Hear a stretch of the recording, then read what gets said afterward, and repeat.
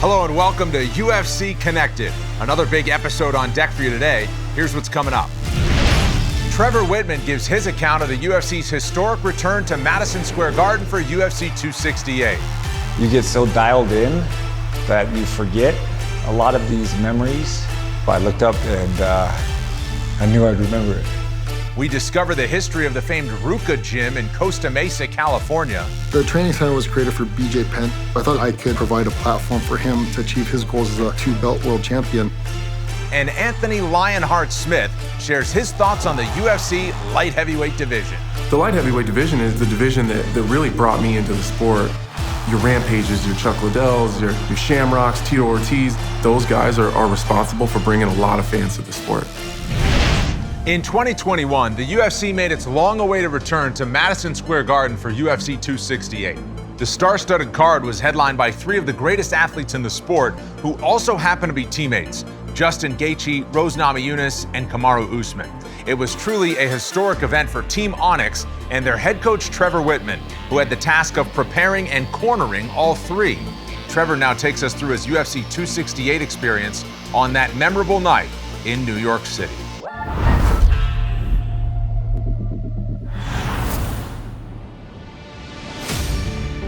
In 2021, the UFC is coming back after the pandemic to New York at MSG. Dateline New York, and man, does it feel good to say that! It was a big deal for the UFC being able to come back to MSG and put on an event like that. Like, that's a superstar event. They all feel big, but this one particularly so. And one way or another, more UFC history will be made at the Mecca. MSG is the spot, the arena for combat sports. Some of the greatest fights in history in that arena. Oh, he's done. It is all over! For me, it was a relief to get back into an arena and have a crowd and feel the environment. Like, that's a special, special thing. The whole main card for 268 was a barn burner and was filled with superstars. I only trained 3 athletes, and all 3 of them are on the main card of 268. Just having one fight in one night is something that keeps my heart beating very uniquely. And I call it anticipation, but truly it's anxiety. Having all 3 of these fights on one card, yeah, that definitely felt like 3 cups of coffee. I felt like that was gonna be a huge distraction, and that was probably my most concern going in with all 3 of these fights, all being against the best opponents that we could ask for. There's so much on the line. Justin Gaethje versus Chandler. I almost feel like when you have a title eliminator, that's the one that you have to go out there and be spectacular, because we knew he was gonna come in prepared. And then Justin, like, we're on a mission to get that title. Rose had just defeated Weili by a head kick in the first round. Oh! Early head kick! Thug Rose has regained the strawweight throne! Whoa! When I heard about the rematch, I was like, all right, cool. I think she is the best in the division right now. As a coach, I also wanted that challenge again, because a lot of times when you go out there and you spark someone, you want to see more, you know? You actually want to see yourself compete against them. So I wanted to see Rose go out there and show the world that she's better than her and did not just catch her. Oh! Oh! Colby Covington and Kamaru Usman, the first fight, I was so entertained by the fight. Here we go. You got 2 guys that are known for their wrestling, and not one of them even tries to shoot. They go out there in this 5-round war. Incredible fight as advertised. And a lot of times when there's that much bad blood, it doesn't turn out to be a great fight, you know, because the bad blood was better than the fight. And that first fight, I was blown away. It equally matched the top. Another knockdown! That is it! And still, Kamaru Usman finishes Colby Covington. That has gotta feel good! When I found out about this rematch, I had drive, and I wanted that, but I didn't know how much I wanted it on the same card with the other 2 athletes. That was my only concern. I'd say out of my 22 years of coaching, this was the hardest camp that I've ever had in my life. You know, I've got Kamaru, who I start with, who's, you know, a super puncher. who breaks my body down. And then I got Rose, where I almost have to hold my breath to hit mitts with her because she's so fast. And then I got Justin Gaethje, who just a wrecking machine. So it's so hard physically, but I would say it's a touch harder mentally, just trying to stay focused and making sure that I'm giving each one of them 100% of my time. Hey, take a break. Yeah, you hit that right hand. I knew it was gonna be a fast night, but a long week. This fight week, the whole experience, it was heavy. My body felt it, my mind felt it. The feeling of fear, that was the hardest thing for me, is fighting through those. I've been on the biggest cards, I've been in the biggest main events, I've champions in different weight classes. This was so outside the box. The feeling of you've taken on too much is what makes living so worth it. Good. Woo! It's the Octagon return to the Big Apple, and welcome to the UFC 268 press conference from New York, New York. It is good to be back in New York City. What's up? We show up at the press conference, it was just like instantly like heated. Colby instantly goes disrespectful. After I'm done with Marty Saturday night, he's done. He's gonna retire and he's not gonna wanna fight me again. And this rant keeps going on from Colby. Kamaru's having a blast. Justin is getting Justin's starting to bark things over to Colby. You're a Rose is in the middle feeling this Gaethje voice. And I don't know if it's to Rose off. So I'm watching her, that's my big concern, especially in these chaotic situations. That's the unique thing about this sport. When you go into battle, you share things that you can't explain. They're feelings, they're raw emotion, and that was a great raw emotion moment. It was a proud moment for a coach. They are my fight family, and it was bonding. It was something I'll remember. Here we go in the biggest arena in all of combat sports, the place, the house, Madison Square Garden. Well, in many respects, it's Trevor Wittman night. He's got 3 pupils, all of them stars. Getting to MSG and you're walking and then you get inside and it's a feeling like no other. This lush history, you can feel the energy of the former athletes. There's just something unique about it. Here we go. If I were to choose any arena to ever fight in, it's that one. So in the locker room with Justin Gaethje, he's a unique guy. Time to shine, baby. He makes the coaching job very fun. All right, Justin, it's your time. Let's go, JG. Let's go. His lack of fear and his excitement to fight is one of a kind. That's what we live for. He's the closest thing you can get to an old school gladiator. They don't come much more beloved. Fan bases don't come much bigger than this guy's. You know, he's all about performance, and that's a really cool thing. When you can go out there and get the crowd involved, Let's do this. you create your own energy. You create an energy force that's around you when you're fighting, and he is the best at that.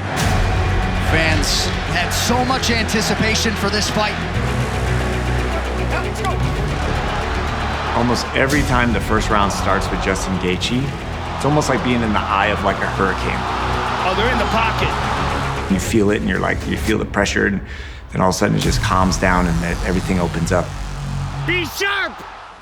Oh, nice uppercut. Justin ends up taking a punch, and then he fires a couple shots back, catches Chandler. Oh my goodness. Chandler said he was gonna go straight forward and not back up, and he's staying true to his word, which plays out into our fight. Draws a wry smile from Gaethje. That's where Justin shines greatness, in chaos. Gaethje loves the chaos, man. I actually just sat back and I let Justin be Justin. When you can make art out of chaos, it's very unique. Oh my goodness, look at this fight. He set the tone that night so damn well. That night he was fighting for something. I could not wait to hug him and give him his respect. Hey, you make history, baby. I fucking love you. Justin, the highlight, Gaethje. You know, that fight with Justin Gaethje was spectacular, but it was gone. I wanted to get rid of the past and focus on the present. And now it was Rose. The fight with Justin Gaethje, complete chaos, complete fun, fan mindset. I have to switch it into a mindset of watching Rose. I'm the best. And making sure that I'm watching body language and facial expressions to know where her mind is, because she's such a mental fighter.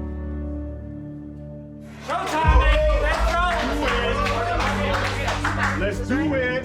That personal time that I get with them is what makes my understanding of their mindsets so strong.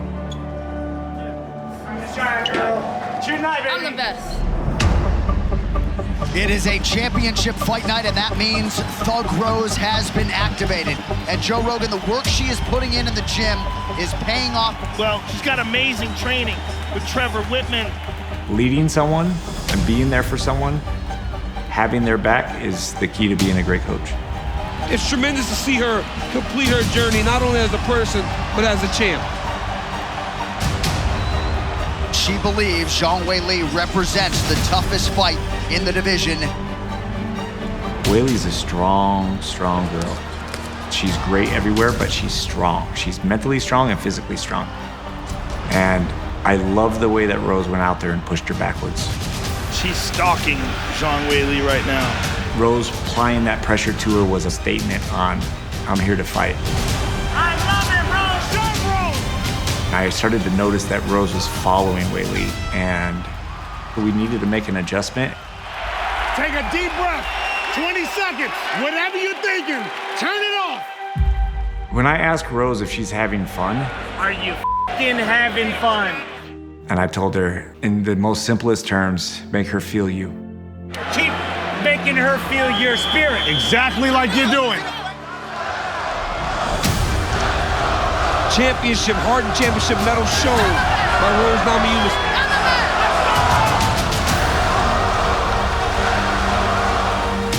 She went out there, put her on her back, and you could see Weili submitting mentally. I want monkey punches. Donkey Kong. Oh. Massive right from Namajunas.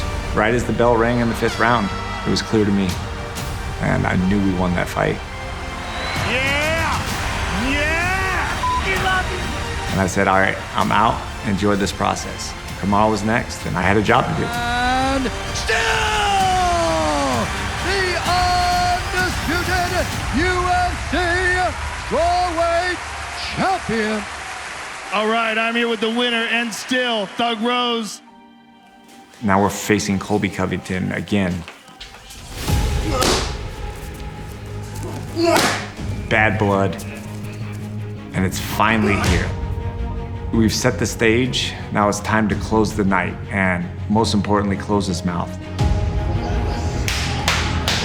Time to shine, baby. Good night. Let's go. As we walk through the tunnel, remember just looking up at the fans. The time has come for the UFC welterweight championship fight. You get so dialed in that you forget a lot of these memories. I looked up and I knew I'd remember it. If he wins tonight, you're looking at a legend right there. And the argument of the best welterweight of all time starts to happen. The wait ends here. A rematch nearly 2 years in the making. Watching Kamaru and Colby was just spectacular. Like, I could not believe how well Kamaru was fighting and using his range and pressure. Don't forget the body, baby. Kamaru was showing that he was breaking Colby mentally. Oh my goodness. Colby was feeling what he felt in the first fight, but he wasn't able to attack back. Oh! And everything was going so smoothly, so fluently, and could not be written any better. That's when I get to talk. You look great. How you're dominating them. It's what we do. This is what we do. Let's go! Colby gets to sell the fight and do everything at the press conference. You ready? Go. This is my time to be disrespectful. Break this motherfucker! I coach against you, and my goal is to break you. Yes, Kamaru. I love it. I was very proud of Kamaru after the fight. He stayed in his face, he never backed up, and he did what a champion does. Does not falter in any scenario. And still! So right as Kamaru's hand got raised, it's the only time I'm in the octagon that night to witness the victory. I felt calm. The feeling after the event was over and all 3 fights were done, it was like I could finally breathe. I needed to accept the moment for myself. Because I have the best job in the world. I get to help people succeed. I get to help them find gold. When you're selfless as a coach, it's the little selfish moments that make that commitment worth it. And there was that moment. It was one of the greatest experiences in my life that I will never forget. In 2009, popular lifestyle brand RVCA formed an MMA gym around future UFC Hall of Famer BJ Penn. Since then, the gym has gone on to produce numerous UFC champions, most notably Michael Bisping. RVCA continues to be a breeding ground for high-level MMA talent under the guidance of lead man Jason Parillo. We headed to Costa Mesa to learn more about the RVCA gym and its unique history in this edition of Battlegrounds.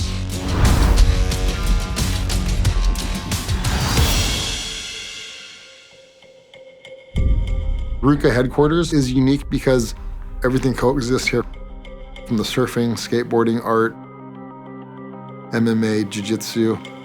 Push, push. It's maybe not typical to most gyms, but it's always been a part of the DNA of the brand. Graffiti artists, MMA fighters, surfers, skaters. It's pretty cool. It's a family around here. Quality over quantity, the right advice, and the right training partners. Everyone's different here, and that's what's good about it. Push, push. You can be really who you want to be. We train hard and we win fights.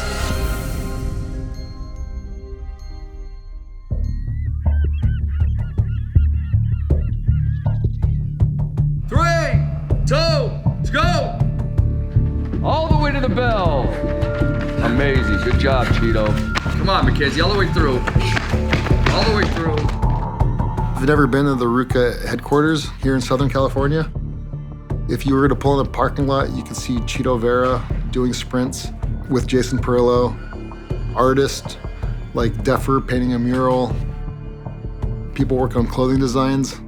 It's like a mini museum. A lot of artists have stuff hanging on the wall or installations going on.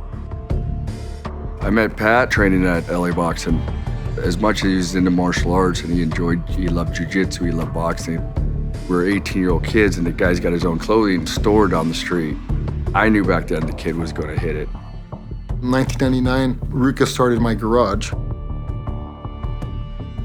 V and an A, the balance of opposite is what I call it.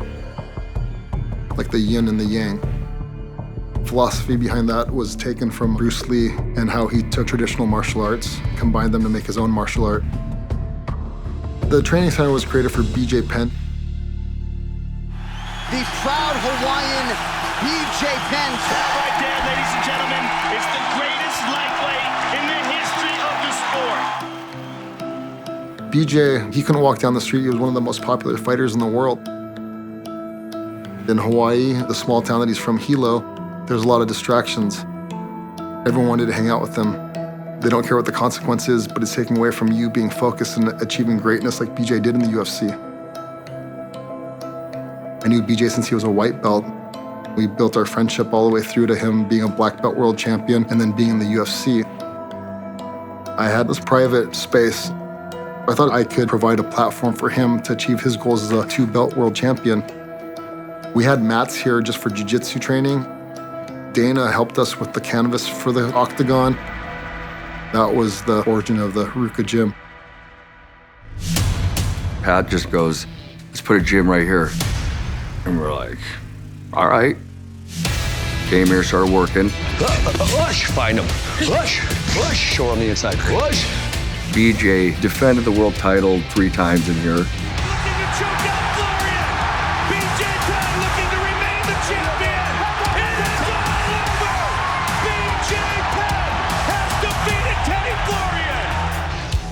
Chris Cyborg's been through here. She's won world titles, defended it a couple times.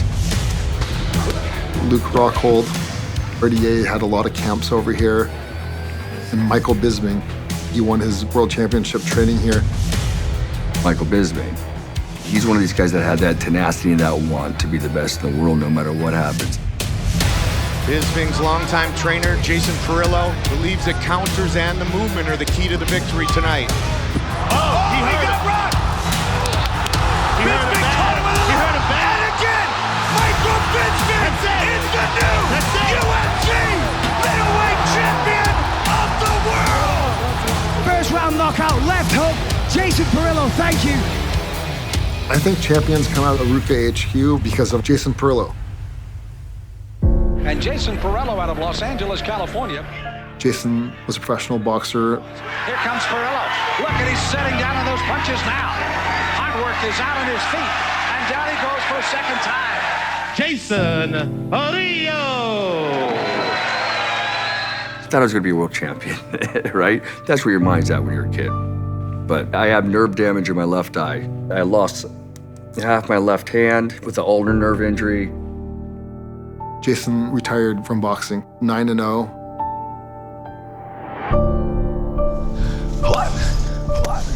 Pat always believed in me as a coach. He always believed in BJ as a fighter. He's always kind of believed that, but he's always supported it. So sometimes you find coaches that stay hungry in the game because they almost are vicariously living through their athletes because they had a hunger and a passion, the same hunger, the same passion that their athletes do, but they didn't make it. Not everybody knows how bad they want to get there. I do. After Bisping's career and a couple other fighters' careers were coming to an end, you know, I've started to establish a relationship with these younger fighters. Just get a little warm up. Nice, elbows are tight. My two main focuses right now are Chito Vera and Mackenzie Dern. Two athletes that I really see are future champions for the RVCA gym. BJ Penn, I know from jiu-jitsu. I texted him, said, hey BJ, what do you think of Perillo? You know, what his thoughts were, his opinion, if he recommended him or not, you know. He said, man, Perillo's the man.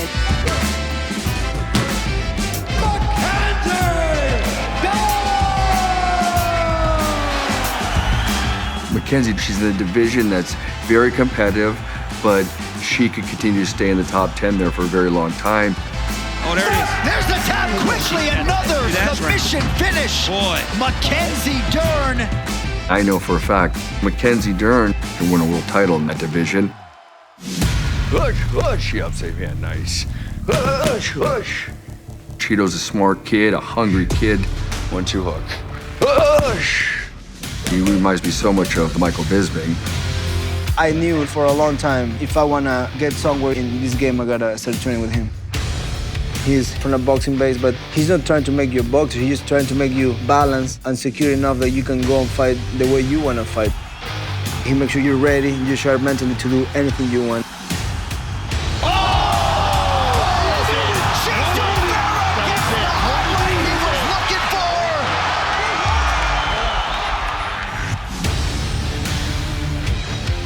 My whole goal is to build these fighters to the elite level and train champions. In the future, I would like to see them live the dream and following the same path as BJ Penn, Michael Bisping. BJ Penn. This gym was built around him. He paved the way. Now there's another generation in me and Mackenzie. We're looking forward to be that too.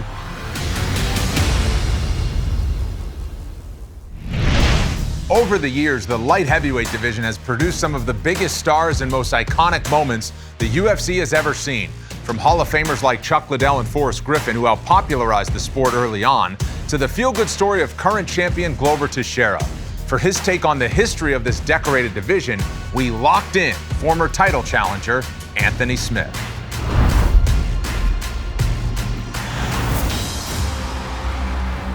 The light heavyweight division is the division that really brought me into the sport. It was the sweetheart division. It was the one that everybody loved. That's the baddest dude on the planet. I think without the light heavyweight division, I'm not sure that the UFC makes it to where it is now to mainstream. What a finish! What a finish! division has been so popular because of the type of athletes that come into that division, and it's brought nothing but excitement over the years. Rampage Jackson knocks out Vanderlei Silva. Your Rampages, your Chuck Liddells, your Shamrocks, Tito Ortiz, those guys are responsible for bringing a lot of fans to the sport. Chuck Liddell really resonated with fans because he seemed like a good old boy, and I think he really just captivated people because Chuck Liddell seems like the type of guy you could have a beer with. And then I think his rivalry with Tito really drug people in. Bro, you won't step in the ring with me again, you know that. I let us step in the ring again, that ain't a problem at all. I'll knock you out again. And you can really tune into that rivalry and pick a side, essentially.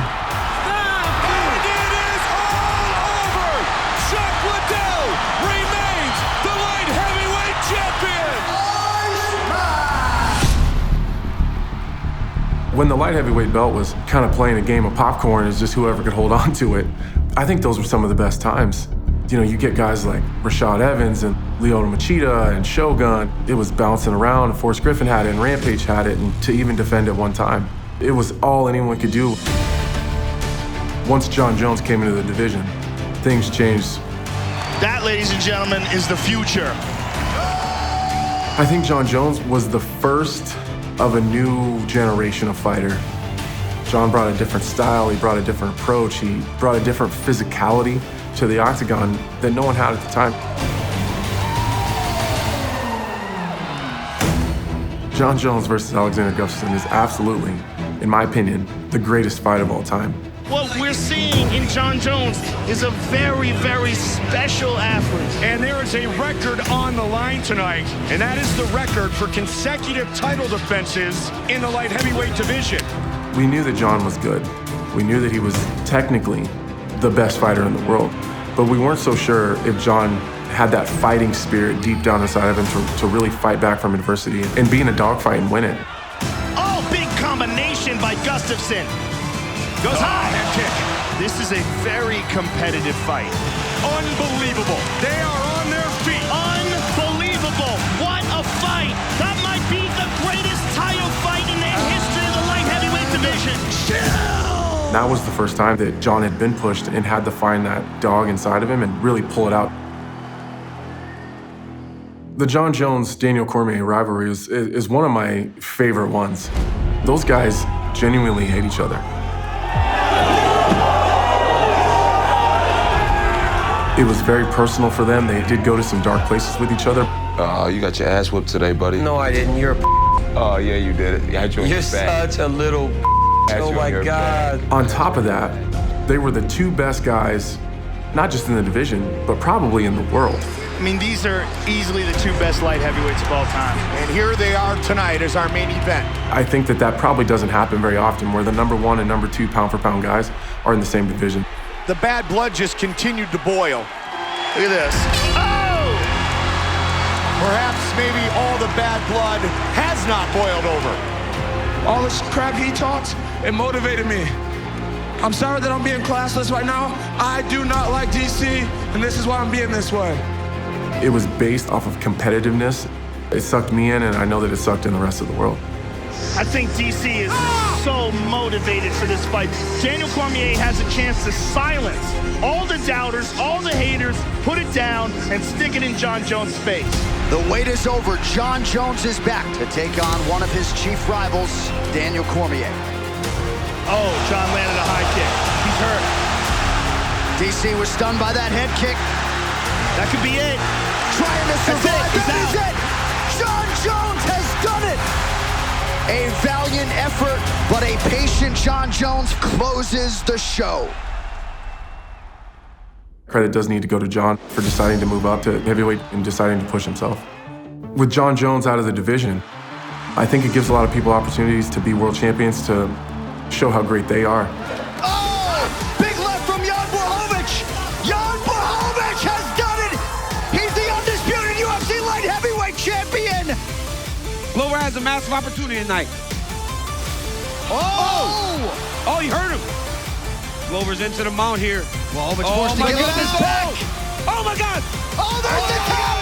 Glover Teixeira breaks through at 42! Wow! He's the undisputed light heavyweight champion! He actually did it! Teixeira! Light heavyweight is a cool division to be a part of right now. There's a lot of young talent, there's a lot of up-and-comers. And the fun part for me is there's a lot of unknowns. There's a lot of guys that we're not sure how good they are. Oh! What a front kick knockout for Ankalaev! Wow!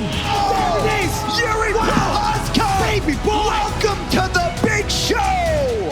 I'm really excited about the future of this division. That's all for now. We'll see you next time right here on UFC Connected. Thanks for watching.